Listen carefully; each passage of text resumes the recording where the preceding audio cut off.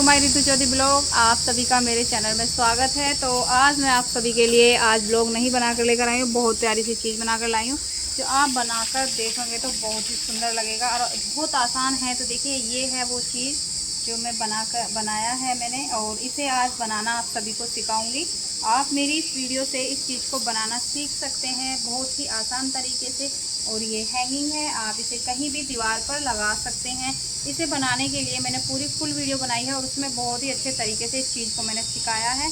आप इसे कहीं भी लगा सकते हैं अपने मतलब कि इसे कहीं भी गेट के बीच में तोरण की जगह लगा सकते हैं, या इसे कोई भी वॉलपेपर पर लगा सकते हैं, या किसी मतलब किसी भी आप जगह पर इसे लगा सकते हैं। किचन वगैरह में भी लगा सकते हैं। तो इसका जो लुक आएगा वो कुछ इस तरीके से आएगा। देखिए दीवार पर आप इस तरीके से इसे हैंगिंग कर सकते हैं। तो इसकी फुल वीडियो को आप ज़रूर देखें, प्लीज़ स्किप ना करें। अगर आप स्किप कर इस वीडियो को देखेंगे तो वो समझ नहीं आएगी।